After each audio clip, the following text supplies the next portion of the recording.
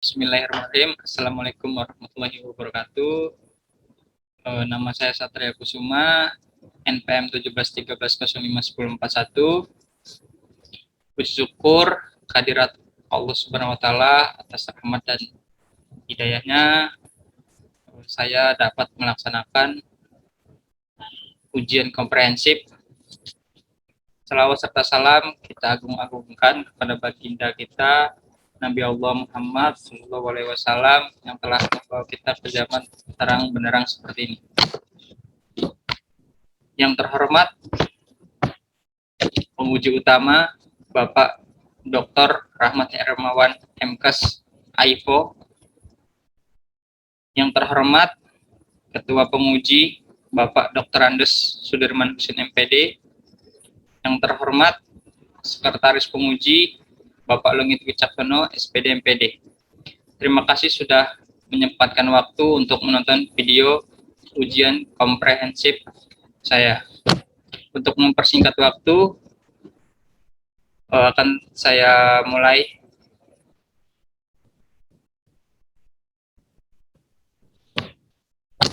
Bab 1. Latar belakang. Berdasarkan observasi penelitian, melihat siswa-siswi SMP Negeri 1 Sumberjo lebih banyak menghabiskan waktu di luar sekolah, membantu pekerjaan orang tua seperti mencari rumput, untuk pakan ternak, membantu orang tua mengurus ladang, dan mayoritas siswa berangkat ke sekolah menggunakan sepeda serta berjalan kaki. Untuk sekolah di SMP Negeri 1 Sumberjo kurang memadai sarana dan prasarananya untuk menunjang aktivitas fisik, sedangkan siswa SMP Negeri 1 Kota Agung menghabiskan waktu ketika pulang sekolah dengan bermain gadget, berkumpul bersama teman, dan siswa berangkat ke sekolah mayoritas menggunakan kendaraan pribadi dan kendaraan umum, serta ketika melakukan aktivitas fisik, sarana dan prasarananya sudah memadai. Berdasarkan uraian di atas, maka peneliti ingin melakukan penelitian dengan judul perbedaan tingkat kebugaran jasmani antara siswa kelas 8 SMP Negeri 1 Kota Agung di pesisir dengan siswa kelas 8 SMP Negeri 1 Sumberjo di pegunungan. Selanjutnya, identifikasi masalah. Berdasarkan uraian latar belakang, dapat diidentifikasi masalah sebagai berikut. Yang pertama, adanya perbedaan transportasi ketika berangkat dan pulang sekolah. Yang kedua, adanya perbedaan aktivitas fisik di luar sekolah antara pesisir dan pegunungan. Yang ketiga, adanya perbedaan sarana dan prasarana yang ada di sekolah untuk menunjang aktivitas fisik. Yang keempat, adanya perbedaan letak geografis tempat tinggal yang ada di pegunungan dengan pesisir. Yang kelima, adanya perbedaan jarak dari tempat tinggal ke sekolah. Batasan masalah. Berdasarkan latar belakang masalah yang diuraikan di atas, agar tidak menyimpang dari masalah di atas, maka perlu adanya batasan masalah, yaitu peneliti hanya membatasi pada perbedaan tingkat kebugaran jasmani siswa kelas 8 SMP Negeri 1 Kota Agung di pesisir dengan SMP Negeri 1 Sumberjo di pegunungan. Selanjutnya, rumusan masalah. Berdasarkan latar belakang masalah, identifikasi masalah, dan batasan masalah dikemukakan, maka rumusan masalah dalam penelitian ini adalah bagaimana tingkat kebugaran jasmani siswa SMP di daerah pesisir dan siswa SMP di daerah pegunungan. Selanjutnya, tujuan penelitian. Sesuai dengan masalah yang dirumuskan, maka tujuan dari penelitian ini adalah untuk mengetahui tingkat kebugaran jasmani siswa SMP negeri di daerah pesisir dan siswa SMP di daerah pegunungan. Selanjutnya, manfaat penelitian. Yang pertama, manfaat teoritis. 1. Penelitian ini berguna untuk memperkaya dan menggambarkan konsep-konsep yang berkaitan dengan ilmu pendidikan, khususnya pendidikan jasmani. Yang kedua, bagi mahasiswa FKIP, pendidikan jasmani dapat dijadikan bahan untuk menambah wawasan tentang kebugaran jasmani dan dapat dijadikan referensi untuk penelitian terkait. Yang ketiga, hasil penelitian ini diharapkan dapat dijadikan bahan untuk membuat teori tingkat kebugaran jasmani selanjutnya. Selanjutnya, manfaat praktis. Secara praktis, penelitian ini diharapkan agar dapat digunakan sebagai yang pertama, bagi peneliti untuk memperoleh pengetahuan dan pengalaman dalam menerapkan teori yang sudah didapat di perkuliahan untuk dapat diterapkan di lapangan. Dan sebagai salah satu syarat untuk meraih gelar sarjana dan program studi pendidikan jasmani, Fakultas Keguruan dan Ilmu Pendidikan Universitas Lampung. Yang kedua, bagi sekolah, dengan adanya penelitian ini diharapkan terus meningkat kualitas dan kuantitas kegiatan ekstrakurikuler dan mata pelajaran pendidikan jasmani guna menunjang kebugaran jasmani siswa dalam upaya menunjang prestasi. Yang ketiga, bagi guru pendidikan jasmani. Dengan adanya penelitian ini dapat dijadikan tambahan referensi instrumen pengukuran kebugaran jasmani dan pengukuran kebugaran jasmani hendaknya diukur secara berkala. Yang keempat, bagi lembaga. Dengan adanya penelitian ini diharapkan terus melengkapi apa yang diperlukan untuk menunjang aktivitas fisik sehingga kondisi fisik dapat terjaga lebih baik lagi. Selanjutnya, bab 2.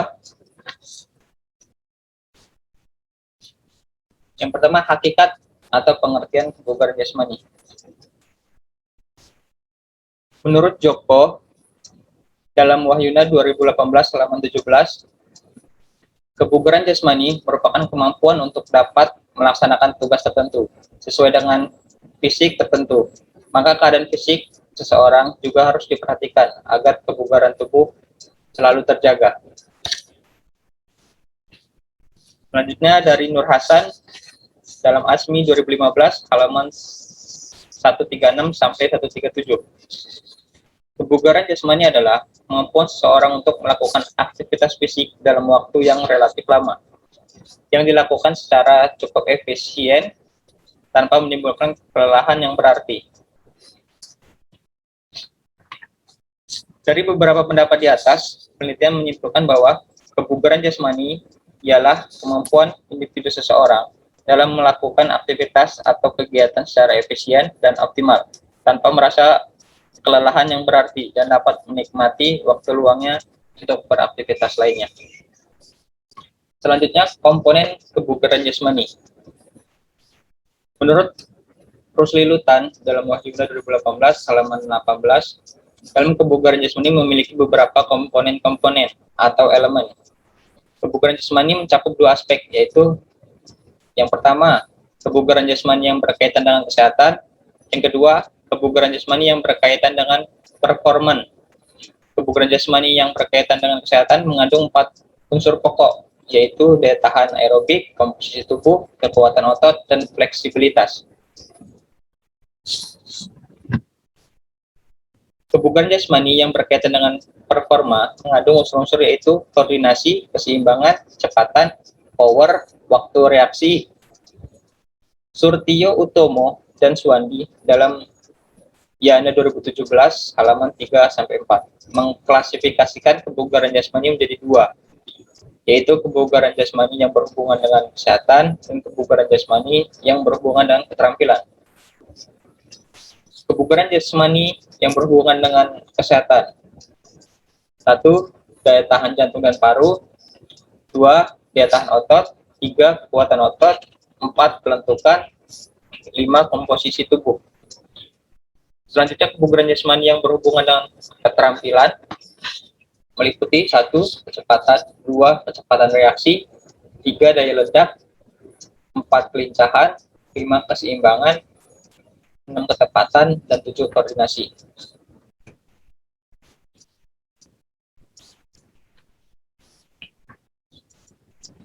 Selanjutnya, VO2 max dan oksigen. VO2 max adalah kemampuan paru-paru menyerap atau menambah oksigen secara maksimal. Suharja 2013 halaman 51 menjelaskan bahwa VO2 max adalah mengambil oksigen secara maksimal biasanya dinyatakan sebagai volume setiap menit dan sering disebut konsumsi oksigen yang dilakukan secara terus-menerus dalam setiap menit. Sugiarto 2014 halaman 82 mengungkapkan bahwa VO2 max adalah ambilan oksigen maksimal dan VO2 max dinyatakan dalam liter, menit, kilogram, dan berat badan. Kinerja tingkat VO2 max dapat dipertahankan untuk jangka waktu yang pendek, sehingga latihannya juga dipengaruhi oleh proses latihan. Menurut Fox, dalam Sugiarto 2014 halaman 84 menjelaskan bahwa pengukuran VO2 max sebagai berikut. Yang pertama, kelelahan. Yang kedua, denyut nadi lebih besar dari 190 denyutan per menit. Yang ketiga, RQ atau respiratory quantity atau lebih besar. Yang keempat, kadar asam laktat dalam darah lebih dari 100 mg/%. Oksigen adalah salah satu komponen gas dan unsur vital dalam proses metabolisme. Oksigen memegang peranan penting dalam semua proses tubuh secara fungsional, serta kebutuhan oksigen merupakan kebutuhan yang paling utama dan sangat vital bagi tubuh. Menurut Tarto dan Wartona 2015, oksigen merupakan gas yang sangat vital dalam kelangsungan hidup sel dan jaringan tubuh karena oksigen diperlukan untuk proses metabolisme tubuh secara terus-menerus. Berdasarkan uraian di atas, penelitian menyimpulkan bahwa oksigen adalah unsur yang paling penting dan vital dalam tubuh manusia. Semakin rendah dataran, maka kadar oksigennya semakin tinggi, dan semakin tinggi dataran, maka oksigennya semakin berkurang. Selanjutnya, faktor yang mempengaruhi kebugaran jasmani. Menurut Joko, dalam Wahyuna 2018, halaman 18, hal-hal yang menunjang kebugaran jasmani meliputi 3 upaya, yaitu pertama makan, yang kedua istirahat, yang ketiga berolahraga. Selanjutnya, kategori tingkat kebugaran jasmani.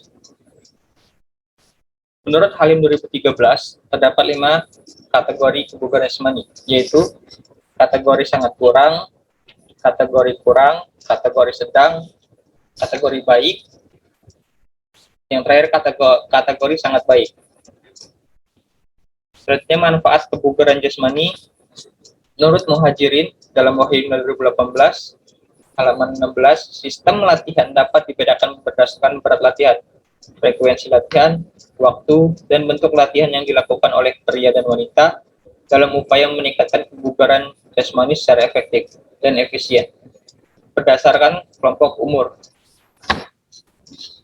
Latihan dengan waktu dan beban keras atau beban kerja yang sesuai dengan kondisi tubuh akan dapat mempengaruhi terhadap yang pertama meningkatkan efisiensi kerja jantung, yang kedua meningkatkan daya kerja paru-paru dan jantung secara efisien, yang ketiga meningkatkan volume darah, yang keempat meningkatkan kemampuan otot dan pembuluh darah, serta mengubah jaringan yang lemah dan lunak menjadi jaringan yang kuat. Meningkatkan konsumsi oksigen secara maksimal.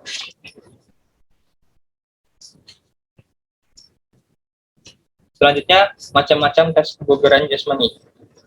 Menurut Mahardika dalam Haryono 2013 halaman 320, jenis tes kebugaran jasmani yang paling baik dan visible atau terwujud untuk dilaksanakan diantaranya sebagai berikut.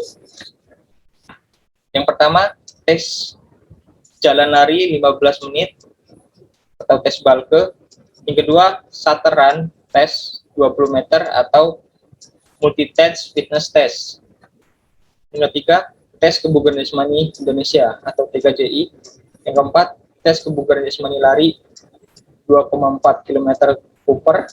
Yang kelima, tes kebugaran jasmani lari 12 menit Cooper. Yang terakhir, naik turun bangku.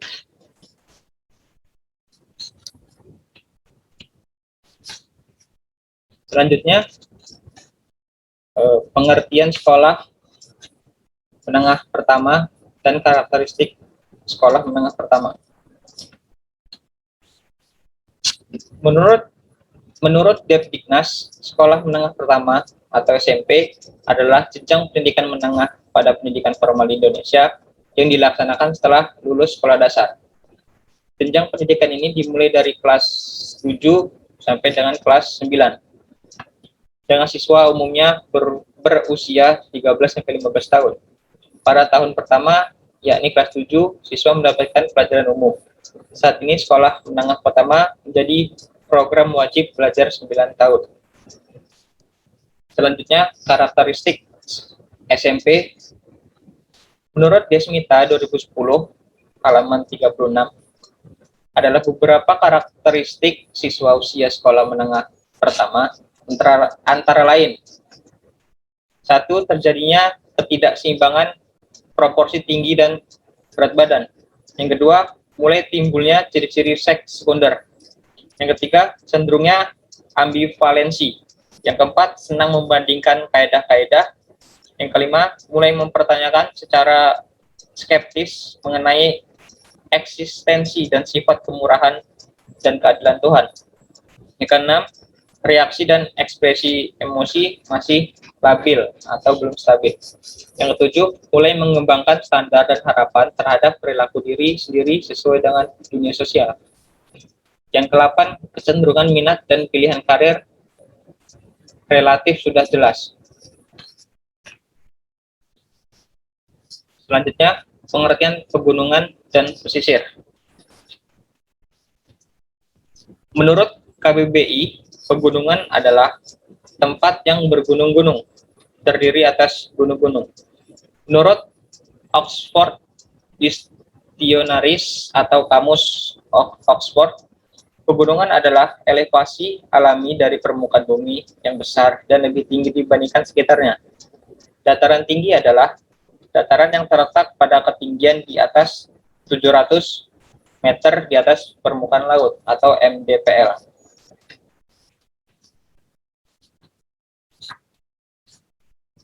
Menurut Supri Haryono 2007 halaman 14, wilayah pesisir adalah wilayah pertemuan antara daratan dan lautan ke arah darat wilayah pesisir, meliputi bagian daratan baik kering maupun terendam air, yang masih dipengaruhi oleh sifat-sifat laut seperti pasang surut air laut dan perembesan air asin. Menurut Sugiarto dalam Dahuri 2001 halaman 9, yang juga merupakan pengertian wilayah pesisir dianut di Indonesia adalah daerah pertemuan antara darat dan laut, di mana wilayah pesisir ke arah darat meliputi daratan baik kering maupun terendam air, yang dipengaruhi sifat-sifat laut seperti pasang surut air laut dan perembesan air asin.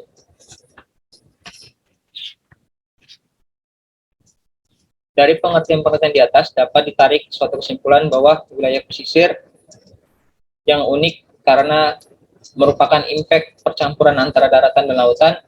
Hal ini berpengaruh terhadap kondisi fisik, di mana pada umumnya daerah yang berada di sekitar laut memiliki kontur yang relatif datar. Berdasarkan uraian-uraian di atas, penelitian menyimpulkan bahwa wilayah pesisir merupakan wilayah yang unik karena merupakan impact percampuran antara daratan dan lautan. Hal ini dipengaruhi terhadap kondisi fisik, di mana pada umumnya daerah yang berada di sekitar laut memiliki kontur yang relatif datar. Adanya kondisi seperti ini sangat mendukung bagi wilayah pesisir dijadikan daerah yang potensial dalam pengembangan wilayah keseluruhan. Ini adalah norma pengklasifikasian MFT atau Multi-Stage Fitness Test untuk putra, dan yang di bawahnya norma pengklasifikasian Multi-Stage Fitness Test untuk putri. Ini adalah gambaran untuk tesnya.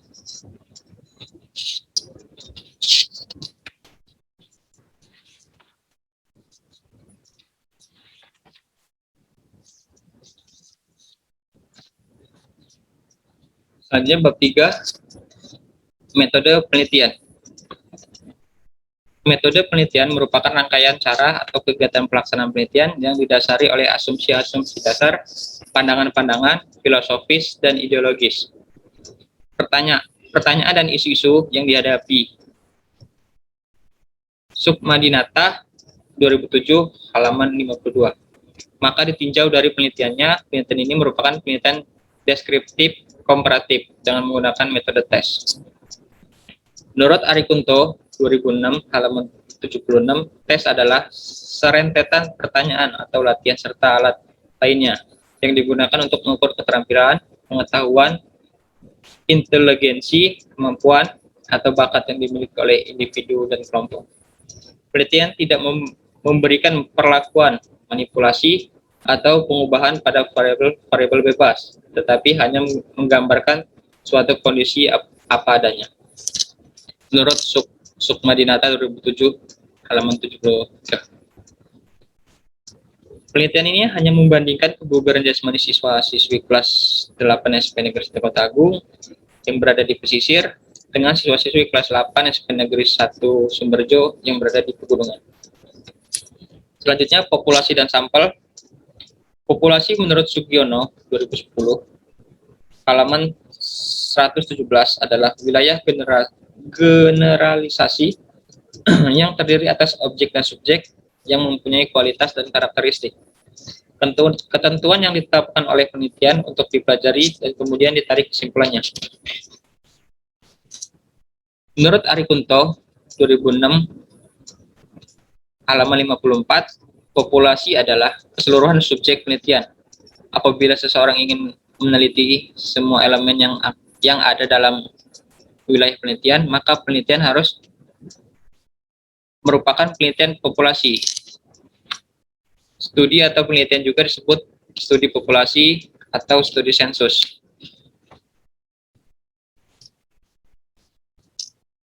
Sampel penelitian. Menurut Sugiono 2010 halaman 124 adalah bagian dari jumlah dan karakteristik yang dimiliki oleh populasi tersebut. Sampel adalah sebagian atau wakil dari populasi yang akan diteliti.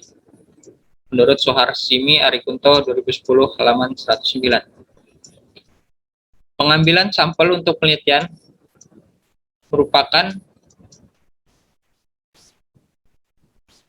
pengambilan sampel untuk penelitian menurut Soharsimi Arikunto 2010 halaman 112, jika subjek kurang dari 100 orang, sebaiknya diambil semuanya. Jika subjeknya besar atau lebih dari 100 orang, maka diambil 10-15% atau 20-25%. Menurut Arikunto 2006 halaman 54, sampel adalah sebagian atau wakil populasi yang diteliti. Teknik pengambilan sampel dalam penelitian ini adalah purposive sampling. Teknik ini berdasarkan tujuan tertentu. Adapun syarat-syarat yang harus dipenuhi dalam pengambilan sampel ini. Yang pertama, siswa-siswi SMP Negeri 1 Kota Agung dengan SMP Negeri 1 Sumberjo yang masih aktif mengikuti pelajaran pendidikan jasmani dan kesehatan dan bisa mengikuti kegiatan MFT atau Multi-Stage Fitness Test. Yang kedua, tidak dalam keadaan sakit. Selanjutnya, variabel penelitian.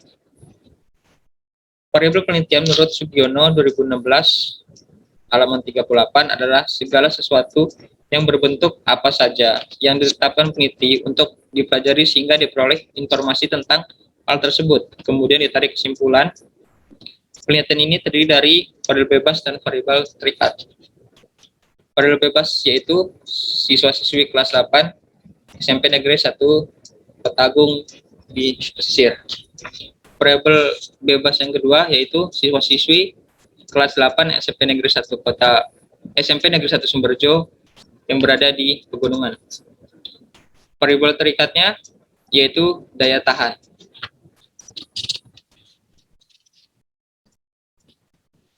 Itu adalah desain penelitian.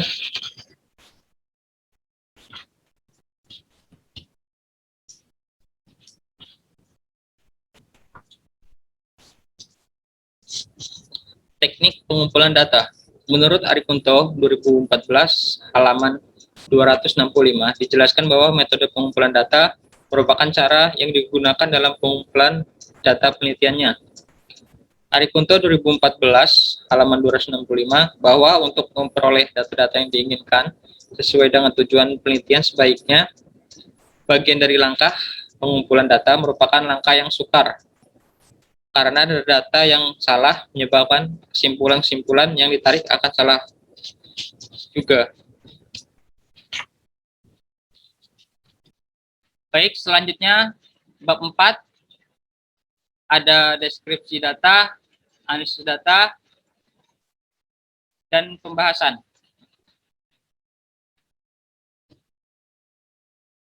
Untuk pembahasan penelitian ini bertujuan untuk mengetahui perbedaan tingkat kebugaran jasmani antara siswa-siswi SMP Negeri 1 Kota Agung dengan siswa-siswi kelas 8 SMP Negeri 1 Sumberjo. Penelitian berorientasi pada hasil penelitian ditemukan ada perbedaan yang signifikan kebugaran jasmani antara siswa-siswi kelas 8 SMP Negeri 1 Kota Agung dan siswa-siswi kelas 8 SMP Negeri 1 Sumberjo.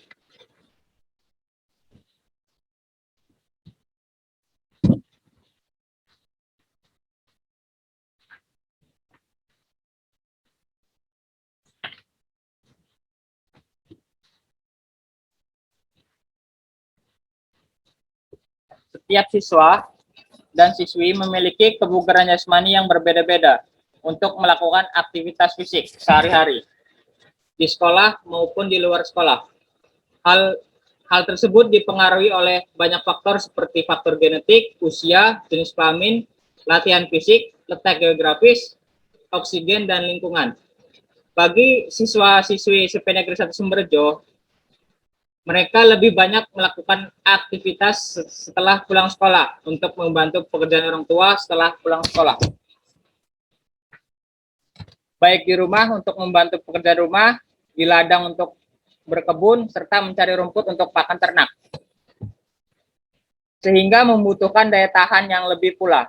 Dan juga perbedaan oksigen di daerah pegunungan lebih sedikit dibandingkan siswa dan siswi SMP Negeri 1 Kota Agung yang lebih banyak memilih bermain gadget bersama teman ketika pulang sekolah. Berangkat ke sekolah mayoritas menggunakan kendaraan, baik kendaraan pribadi maupun umum. Serta untuk oksigen di daerah pesisir lebih banyak daripada pegunungan. Di samping itu, perkembangan iptek yang serba modern berdampak pada gaya hidup masyarakat khususnya di kalangan anak remaja atau anak sekolah, baik SMP di pesisir atau SMP di pegunungan. Dengan adanya perkembangan iptek yang pesat, banyak menghasilkan suatu hal yang baru, yang lebih canggih seperti gadget. Inilah yang menyebabkan anak-anak lebih pasif dan tidak banyak melakukan aktivitas fisik, yang menyebabkan tubuh mereka jadi kurang bergerak, yang diakibatkan mereka lebih asik dengan gadget mereka. Selain itu juga peneliti pada saat kondisi pandemi COVID-19 yang menyebabkan siswa-siswi melakukan proses.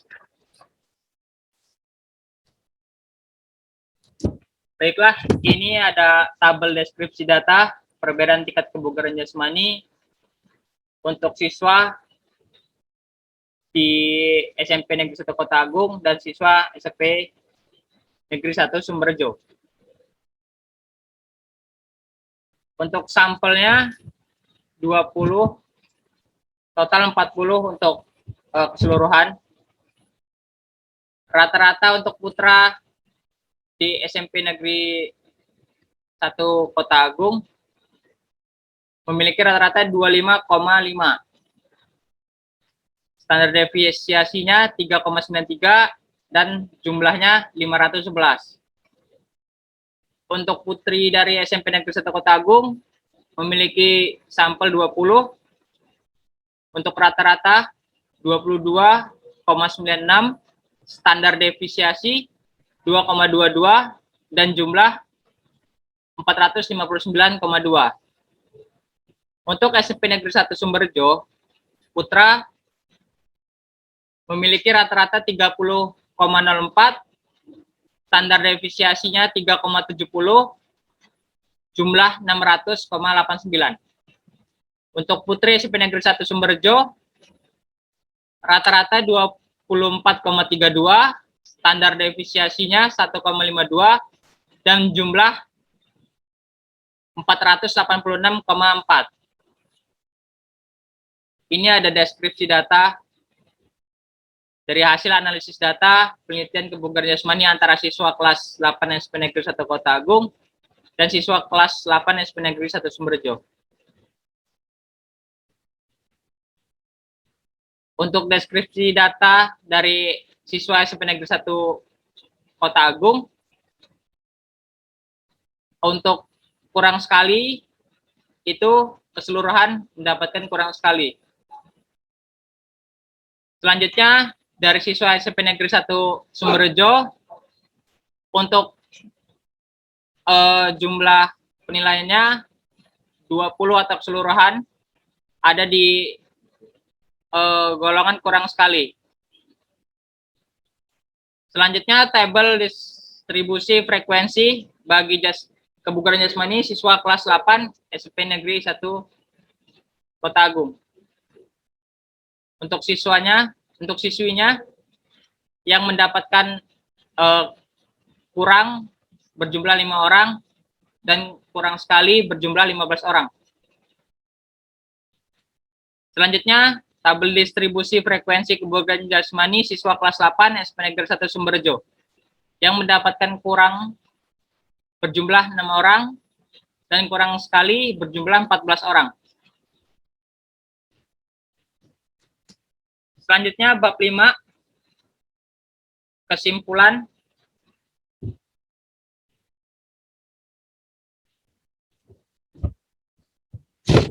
Yang pertama, tingkat kebugaran jasmani siswa putra kelas 8 SMP Negeri 1 Sumberjo di daerah pegunungan lebih baik dibandingkan siswa putra kelas 8 SMP Negeri 1 Kota Agung di daerah pesisir.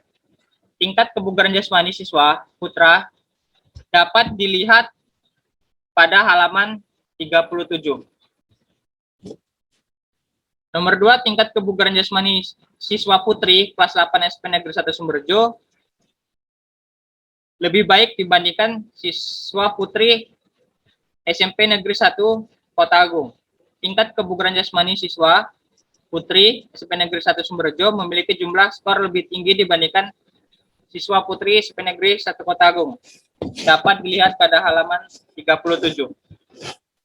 Yang ketiga, berdasarkan pada uraian hasil data penelitian, maka dapat disimpulkan bahwa tingkat kebugaran jasmani siswa putra-putri kelas 8 SMP Negeri 1 Sumberjo lebih baik dibandingkan siswa putra-putri kelas 8 SMP Negeri 1 Kota Agung.